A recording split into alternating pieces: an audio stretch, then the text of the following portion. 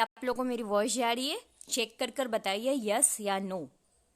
थोड़ा शेयर कर दीजिए इस वीडियो को ताकि बाकी लोगों के पास भी पहुंच सके। जरूरी नहीं है कि हम इस क्लास को शेयर ना करें, तो आप लोग ग्रुप में शेयर कर दीजिए। इतना काम तो कर ही सकते हो ना। टेलीग्राम पर, व्हाट्सएप पर, हर जगह शेयर कर दो। जहां जहां आपके दोस्त दुश्मन जितने भी होंगे सबको शेयर कर दो। तो आइए अपने क्लास को स्टार्ट करें। यार जीके है और मैं आपको बता दूं तो टोटल 17 क्वेश्चन हम कराएंगे। 17 में आपके कितने सही होंगे सबका इस वीडियो के नीचे कमेंट कर कर आप जवाब दोगे और ज़्यादा से ज़्यादा आंसर को आप जवाब दीजिए। तो आइए स्टार्ट करते हैं। नए हो तो इस चैनल को सब्सक्राइब कर दीजिए। और होमवर्क भी पूछेंगे। 1 वर्ड सब्स्टिट्यूशंस याद है ना कि 20 से 40 दिए थे। 1909 के इंडियन काउंसिल एक्ट में किस बात की व्यवस्था की गई थी? बताइए। Very good. चलिए, तो यह सांप्रदायिक प्रतिनिधित्व की व्यवस्था की गई थी 1909 में। नेक्स्ट चलते हैं हम। मार्ले मिंटो सुधार बिल किस वर्ष पारित किया गया था? तो मार्ले मिंटो सुधार बिल बताइए किस वर्ष पारित किया गया था? तो ये किया गया था 1909 ईस्वी में पारित किया गया था। राष्ट्रीय आंदोलन की अवधि में जिस घटना में मतभेद में बीच थे और वह जिसने अंततः देश का विभाजन कराया था, क्या हुआ था? बताइए। चलिए, तो इसका आंसर देखते हैं। विधानसभाओं के मुसलमानों के लिए पृथक निर्वाचन क्षेत्र और स्थानों का आरक्षण मिला था। क्या हुआ था? राष्ट्रीय आंदोलन की जो अवधि थे उसमें मतभेद हो गया था।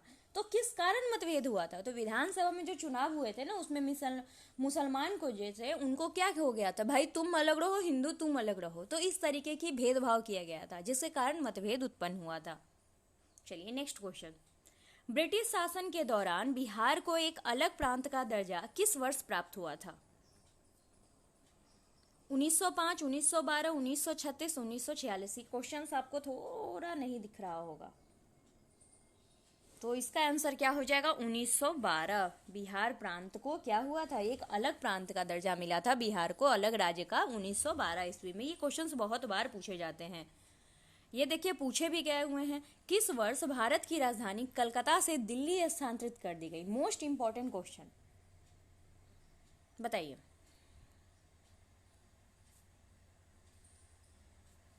चलिए, तो किस वर्ष की गई है? तो 1911 में। और आपकी क्लास हम बता दें तो सोमवार से नाइट में होगी, यानी कि शाम में इस क्लास को रखा जाएगा। ठीक है, तो आप लोग उसके लिए रेडी रहेगा, यानी कि शाम 7 बजे इस क्लास को रखा जाएगा। वैसे हम अपडेट आपको कर देंगे। टेलीग्राम और व्हाट्सएप पे जुड़े हैं तो अपडेट जरूर करेंगे। दूसरी बात है कि अगर आप हमारे ग्रुप में जुड़ना चाहते हैं तो ग्रुप में जुड़ने के कुछ नियम हैं, तो वो नियम जान लीजिए। 9693414894 ये हमारा व्हाट्सएप नंबर है। आपको अगर कॉल करना है तो शाम 5 बजे के बाद ही कॉल करें, क्योंकि दिन भर ये कॉल नहीं उठेगा। तो उसके बाद आपको क्या करना है, यहाँ पे 200 पेमेंट करना है। जरूरी नहीं है गूगल पे, फोन पे, पेटीएम। अगर आपके पास नहीं है तो किसी के भी फोन पे या गूगल पे से आप पेमेंट करा सकते हो। और बस मुझे फोटो से मतलब है, स्क्रीनशॉट दे देना। जिस व्हाट्सएप से सेंड करोगे उस व्हाट्सएप पे आपको लिंक प्रोवाइड कर दिया जाएगा। अब ये नहीं है कि मेरे पास गूगल पे नहीं है तो मैं कैसे करूँ, किसी से भी करा सकते हो, नो इशू। यहाँ पे आपको करो। उसके बाद मिलेंगी क्या क्या आपके मन में ये भी सवाल, तो 5000 जीके की मोस्ट इंपॉर्टेंट सीरीज मिलेगी। दूसरी बात है कि आपको मॉडल पेपर मिलेंगे। और जैसे ही आपका फॉर्म फिलअप अब होने वाला है तो मॉक टेस्ट रोज लगाए जाएंगे। और ये 200 वन टाइम पेमेंट है, इसके बाद आपको कोई पेमेंट नहीं करना है। नेक्स्ट मंथ से ये 250 हो जाएगा। अगर आप चाहते हैं जुड़ना तो जुड़ जाइए। चलिए नेक्स्ट क्वेश्चन, ब्रिटिश, ये बताइए ब्रिटिश काल वाला। तो इसका आंसर क्या है? राजधानी, भारत की राजधानी अभी हमने ऊपर बताया है तो कलकत्ता में थी, दिल्ली के पहले। दिल्ली में उसके राजकीय प्रवेश के अवसर पर बम फेंका गया था, कब? बताइए। तो दिल्ली में उसके राजकीय प्रवेश, तो लॉर्ड हार्डिंग का जो राजकीय प्रवेश हुआ था उस पर क्या हुआ गया था? तो बम फेंक दिया गया था।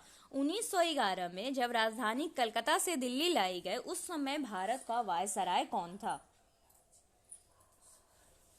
तो उस समय भारत का वायसराय लॉर्ड हार्डिंग था। कौन था? तो लॉर्ड हार्डिंग था। चलिए नेक्स्ट क्वेश्चन। और यहाँ पे आपको मैं बता दूं तो ये सारे हैं क्वेश्चंस, यहाँ पे आंसर्स भी है इसके, तो आप प्रैक्टिस के लिए इसे सकते हैं।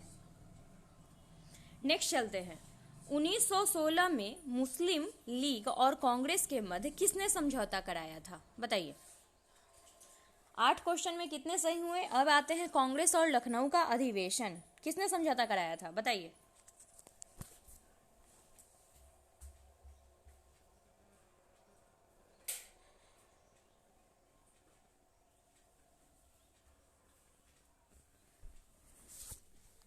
तो याद रखिएगा, आपको हमने बताया था, तो बाल गंगाधर तिलक जी ने समझौता कराया था। 1916 में लखनऊ अधिवेशन में कौन सा मुख्य दूरगामी परिणाम वाला निर्णय किया गया था? बताइए। जस्ट अ सेकेंड, आपको क्वेश्चन नहीं दिख रहा होगा।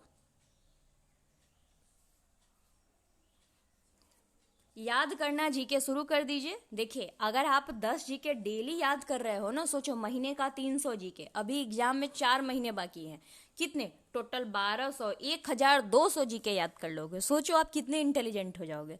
अगर 20 करते हो तो इसका दुगना कर दो। तो याद तो कीजिए ही कीजिए डेली, बस कुछ नहीं कीजिए ना, 2 पेज पढ़िए बस, लूसेंट का पढ़ना है या क्राउन का। और पढ़िए क्या, तो आधुनिक भारत, प्राचीन भारत से उतने क्वेश्चंस नहीं पूछे जाते हैं, लेकिन पढ़ जरूर लीजिएगा।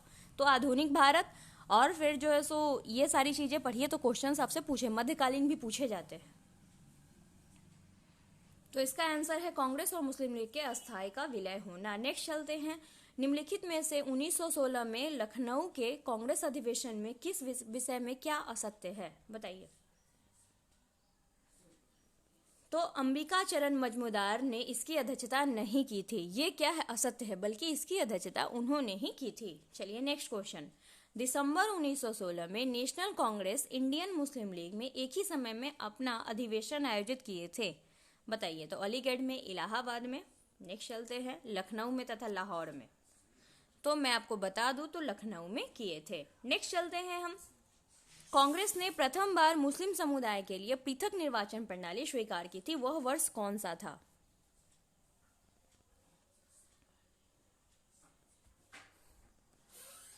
तो वह वर्ष 1916 था। कांग्रेस ने प्रथम बार समुदाय के लिए जो पृथक निर्वाचन प्रणाली स्वीकार की थी, वह वर्ष कौन सा था? तो 1916 था।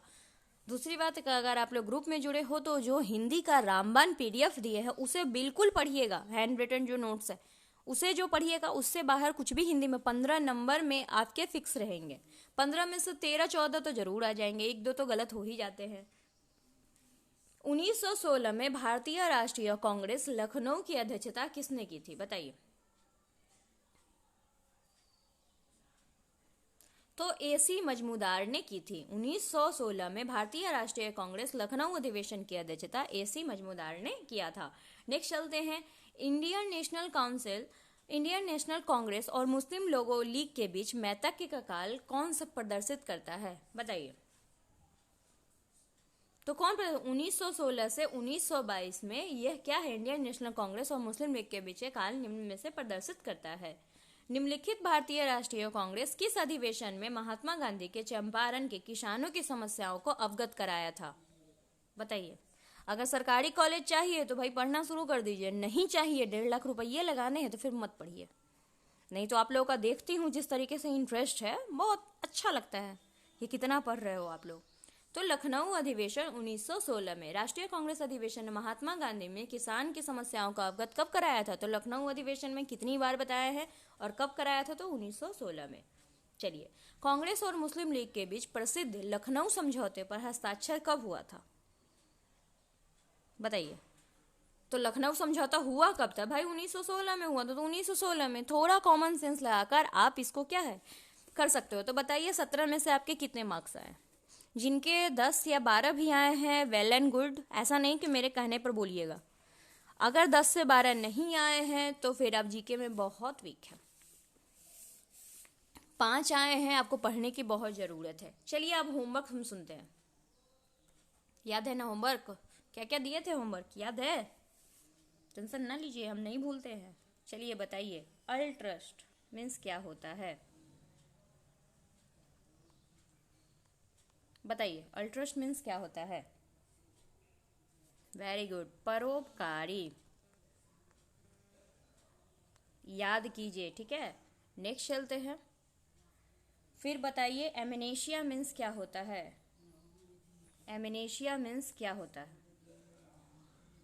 एमेनेशिया जिसे भूलने की जो बीमारी होती है ना, जैसे कि होता है ना बहुत लोग, अरे ये काम है, तो भूलने की बीमारी को, यानी कि विस्मरण।